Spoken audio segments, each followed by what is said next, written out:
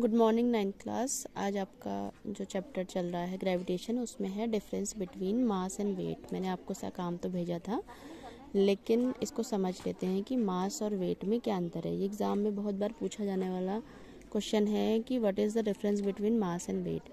तो आपको डेफिनेशन तो बताई है, लेकिन इसमें जो मुख्य अंतर है वो थोड़ा समझा देती हूँ। देखो, मास क्या होता है। Mass is the quantity of matter content in a body and in the measure of its inertia. देखो, मास यानी द्रव्यमान, किसी वस्तु का वो द्रव्यमान है, मतलब जो उसमें उस पदार्थ की माप होती है, मतलब कितनी मात्रा है उस पदार्थ की उस वस्तु में, है ना। एक्चुअल जो पदार्थ की मात्रा है वही उसका मास है, और वो निर्भर करता है उसके इनर्शिया में। इनर्शिया मतलब जड़त्व में। जितना ज़्यादा उस पदार्थ का जड़त्व यानी इनर्शिया होगा, उतना ही उसका मास भी इंक्रीज होगा, ठीक है। और वेट क्या होता है। Weight of a body is the force with which a body is attracted towards the center of the earth।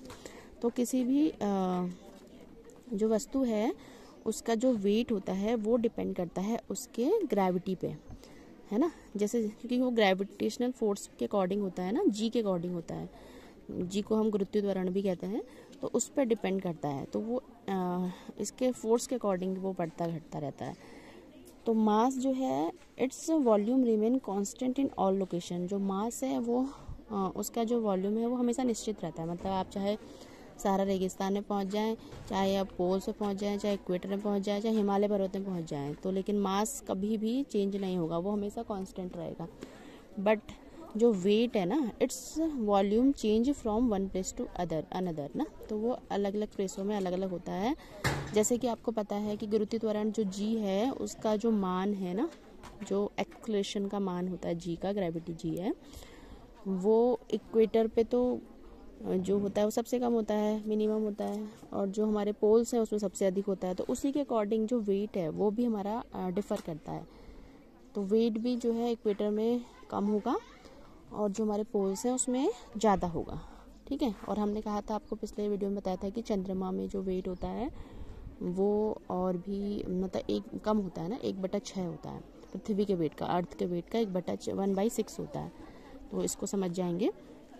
फिर तीसरा जो पॉइंट है, it is a scalar quantity. जो मास होता है वो स्केलर क्वांटिटी होता है। स्केलर का मीन है कि इसमें कोई दिशा नहीं होती है ना, ये एक अदिश राशि है, अदिश राशि स्केलर क्वांटिटी।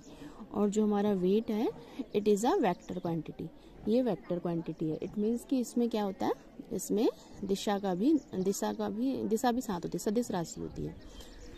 फिर फोर्थ पॉइंट है जो मास का, it is measured by a pan balance. इसको हम सिंपल तुला से नाप सकते हैं।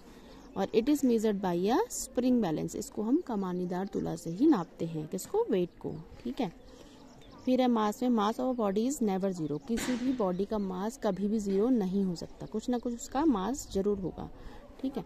और weight of a body is zero हो सकता है at the centre of the earth के बिल्कुल सेंटर में, यानी कि इक्वेटर लाइन पे, ठीक है।